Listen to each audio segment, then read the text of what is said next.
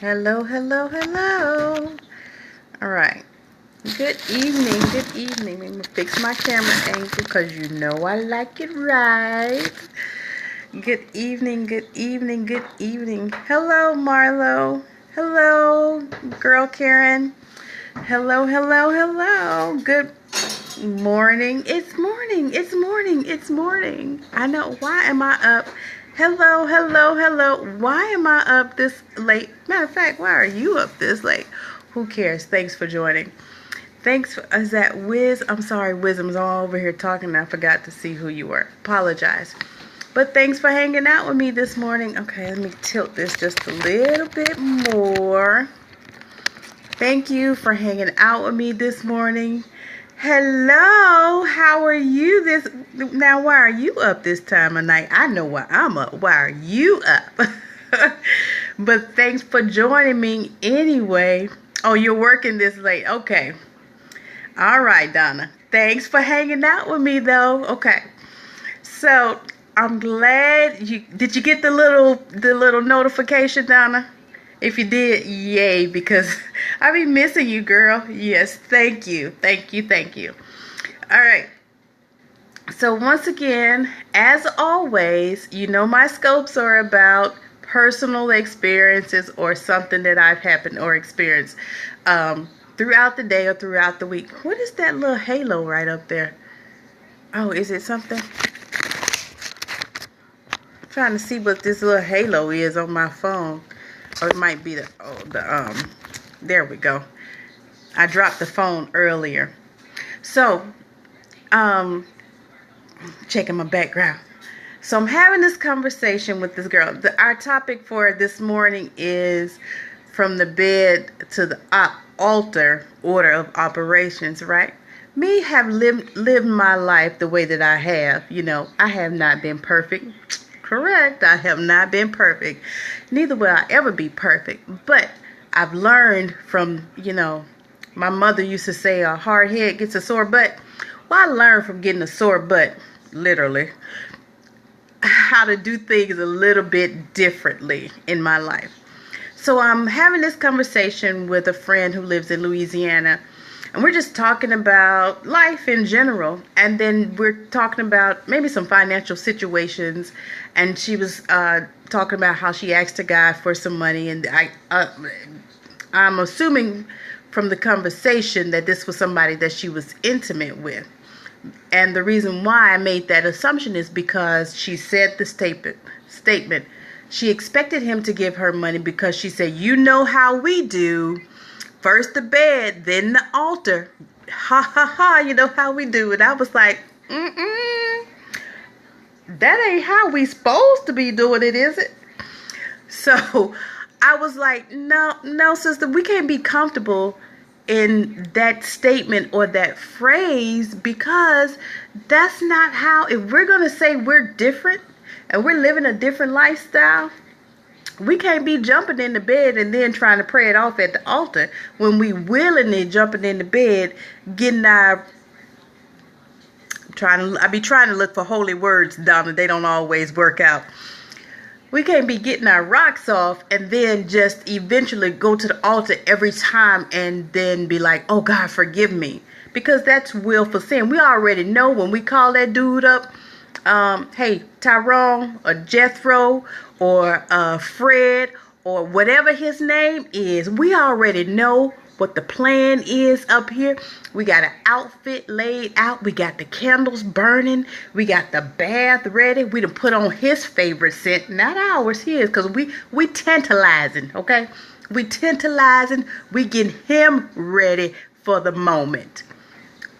That is not necessarily the way we want to do it if we want to say we live a separate life, right? Because if we're going to confess or say that we're different from other people, then we don't want to act like other people and say, well, at least I went to the altar. No, it's really no different. You know why? Because you made plans to jump on that boat. You not only did you make plans to jump on that boat, you went for a long ride. So we can't just be like, God, forgive me. When you have made plans to ride that boat for a long time, Get off at the stop that you chose to get off at when you was done writing, okay? And then say, okay, God, forgive me. Yeah, Kyla, I'm sorry. I forgot my daughter was in the room. Yes, exit stage left, please. Anyway, the idea that we do this willfully, we make up our minds instead of, it's one thing to be in a moment or in a, if you watch the last scopes about the reminiscing too long and having those conversations too long, and then you get all caught up and end up riding the boat when you never planned no buying the ticket. That's different. The difference is when you buy the ticket, you planned it out. You have planned the whole boat ride out. You know where you're going. You know what you're doing. It's different. You cannot act like people you said that you are separating yourself from. There's a difference, right? We don't want to look like what we came out of. Like I'm only using pig pen because it's a dirty thing, right? It's not necessarily that we've been in a pig pen, but that's the example I'm going to use. You want to come out of the pig pen still dirty, right? There was an episode, if you ever watched Peanuts, right? There was an episode where Pigpen got cleaned up, right? He was the kid on Charlie Brown that had the little cloud of smoke and dirt and flies around him all the time. One time he accidentally got clean. He accidentally got clean, right? No one recognized him in his cleanliness. No one recognized him while he was clean. They were like, who's the new kid on the block, right?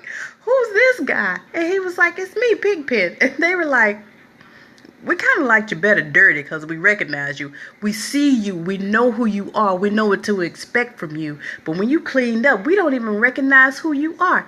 That should be a good thing for us, right? That's a good thing. Not so much for those who want us to stay in that state. Pigpen eventually went back to being Pigpen because people were comfortable with him in that state. He was uncomfortable being in that cleanly state. He was like, well, hey, nobody accepts me like this. Nobody wants to talk to me like this. They don't even know who I am. That's not really a bad thing, right? Because that's how you know you separated or you have left the lifestyle that you previously lived. Nobody recognizes you anymore. They say you different. Yes, I am. I'm living a different lifestyle. It's a choice you make, but we can't go jump into bed willfully. Now that's the difference. Willfully. We making plans. What was that song? Oh, that don't go. I was thinking about cheating in the next room, making plans to be there soon. Old school song. I don't even remember who sang it. But the idea is that you plan the whole thing out. Like, I've been there, even in my separated state. I've been there and I have done that, okay? I actually planned my last child with her father, and we were not married. That wasn't a great plan. I am so blessed to have her. That wasn't necessarily the right plan. I could have done that better because guess what? We're not together now. We're just not getting cordial after 6 years. 6 years. We're just not becoming cordial again. Well, I'll take away 1.5 when he was trying to get back. It didn't work out. So let's say 5. So we're just not getting back to being cordial where we can communicate, as friends or as parents. But that was a plan that didn't work out. I was planning stuff like the lifestyle I came out of. That wasn't a smart thing to do. That's a consequence of that, what I'm living now.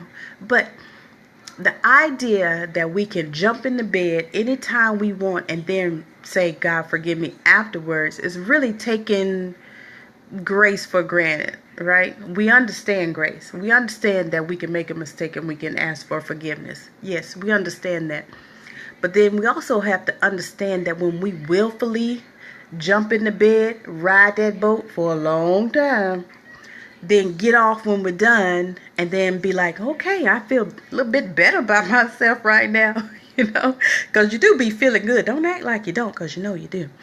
You be feeling a little good, but then you have that conviction, hopefully, inside that says, now you know, one, you shouldn't have been on that boat and you rode it way too long, okay? You rode the boat too long. You need to come up off that boat. We can't just take that for granted and be like God's okay with that. Like, okay. You ask for forgiveness. It's a difference when we just go out and be like, I'm riding the boat today, baby. I got my Sunday dress on. I got my earrings, my necklace, my jewelry. I'm gonna smell good. Going on a boat ride. We don't want to put God in that position. We don't want to put ourselves in that position if we're going to live a separated life. Separate, right? Separate life. We have to be like Pigpen when he got clean. We have to be that child that nobody recognizes anymore. We have to be the one that they be like, who is that? They don't even recognize you, because not only do you not have the cloud of filth around you, you don't even walk in the filthiness no more, right? You don't even walk in it. You don't talk the same no more. You have to say, hey, I'm still me. But they don't want anything to do with you, because guess what? They like you being dirty. Why? One reason why is because you being dirty helps them be comfortable in their dirt, right? Pigs like to wallow together. Pigs don't mind sharing mud, right? Not at all. So they like that you dirty and they're dirty. They like, yeah, another dirty buddy, yay! But when you get clean, then you better than them. Well, in a sense, you are. You've made a decision that I don't want to live in filth anymore, and you move on. So not that you think more highly of yourself than you ought to, it's that you've made a decision that filth is not your current lifestyle. It was your past. 10 minutes ago, I may have lived in filth. 10 minutes later, I'm not. I don't care if it's 2 seconds. I made the decision, and now the clock is ticking. I'm not living that lifestyle anymore. You're not going to hold me to it, okay? So, how long have I been on? I think I'm doing good on time. So the idea of going from the bed to the altar is a deception within ourselves. You know, to think that, oh, we can do this, and then ask for forgiveness about it, and then be okay. That's willingly doing something that is not a part of that separated lifestyle, and then asking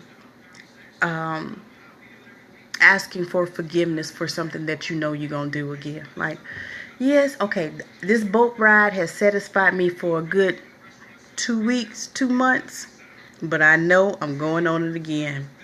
I might just go on it again 2 hours from now. You know, it's planned. We don't want to do that. We don't want to plan the boat rides. I understand sometimes you don't even buy the ticket and you end up on the boat anyway. It happens.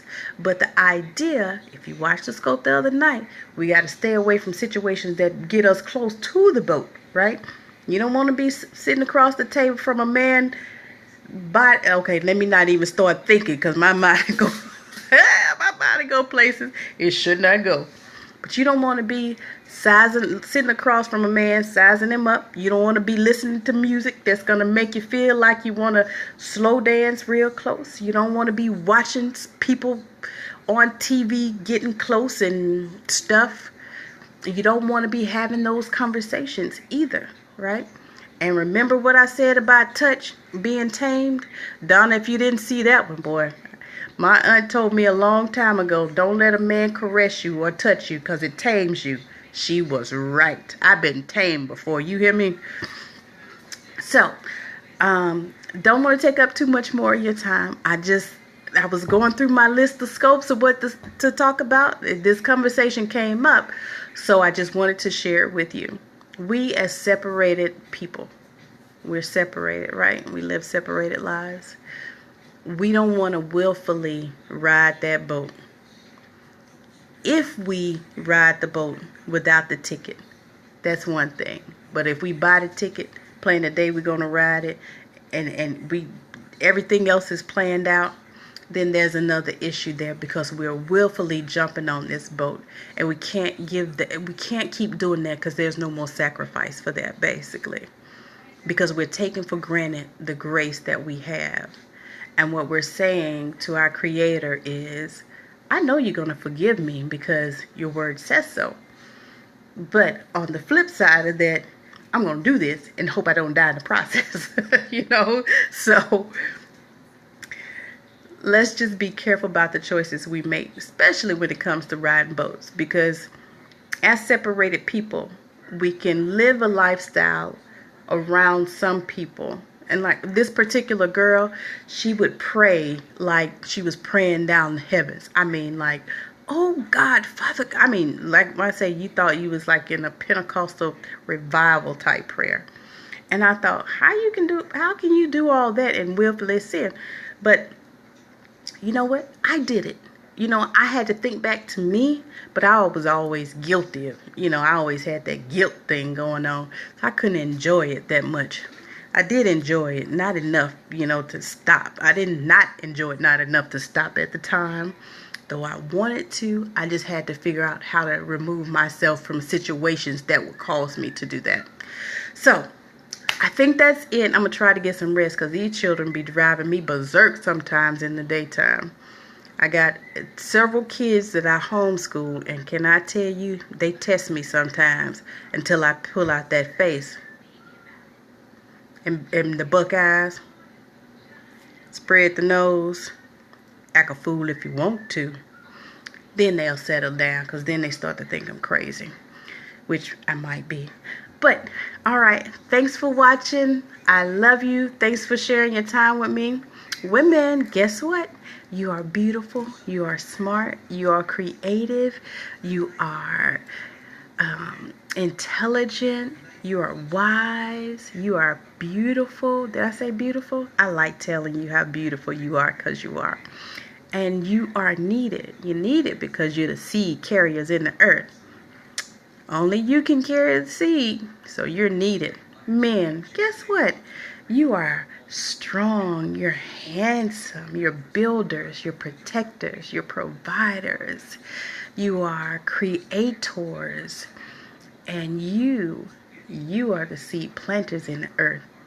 No seed can grow without you. You got to plant it, we got to carry it. So you need me and I need you, okay? So let's do this thing together. I love you. Thanks for watching, and I'll see you soon.